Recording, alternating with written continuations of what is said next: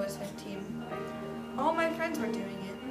I didn't want to, but they called me names and told me I wasn't cool enough to hang out with them anymore if I didn't try. So I did. That was the first time I used it, and I did ever since. This is the story of my struggle. How to be brave?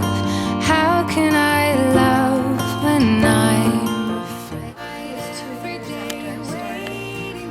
I haven't told my best friend, but I think she knew something was up. She would always ask if I was okay. I would always say yes. She knew. I knew she knew. Hi, I'm Carly Flower, and I am Rhubarb's best friend. I don't know why she wouldn't tell me. I would have helped her from the beginning. Yeah, I'm kind of pissed off at her for not telling me, but I also feel guilty that I wasn't there to help her in the situation.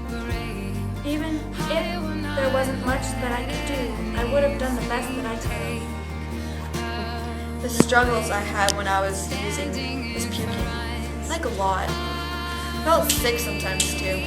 People told me I was getting aggressive too. I started seeing things that weren't there, and I couldn't control myself. I got really depressed and started using even more. It felt like I was in a deep hole consistently sinking and couldn't get me out. My parents never paid any attention to me, so they didn't know anything was wrong. I was always home alone because my parents were working. I bought the drugs from a friend. She didn't charge me very much, so it wasn't hard for me to get a lot of drugs.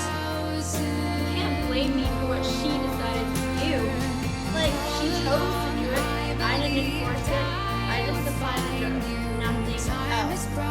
No one can blame me when I started. I took it myself. My dad used drugs, and that's how I got to new run the family. I was trying to stop, but it was so hard. I got sent to the hospital a couple months back because of drugs and almost died. That's what changed my life. I almost wasted my life because of a little bit of cocaine. I started taking therapy. I told Carly about my addiction. I started getting better and started becoming myself again. My parents have started to pay attention to what I'm doing, and they become supportive and help me become drug-free. I feel great now and full of life. I got my life back, because some people don't. I'm Rhubarb, and I was a drug user. She fixed her life. She made new friends, and she got new hobbies such as volleyball and table tennis. She made new friends such as Sarah and Sydney. She fixed her life. She went into dance and expressive Zumba.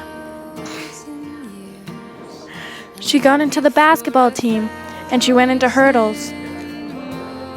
If you or someone that you know is on drugs such as cocaine, crystal meth, marijuana, or magic mushrooms and wants to stop, please tell them to call 1-800-NDRUG to contact a support group.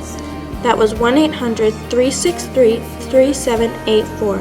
1-800-363-3784. They will do everything that they can to help you and will keep your personal information private. If you or someone that you know wants or needs to go to rehab for drugs and or other substance abuse, please call 1-800-STOP-NOW. That was 1-800-786-7669.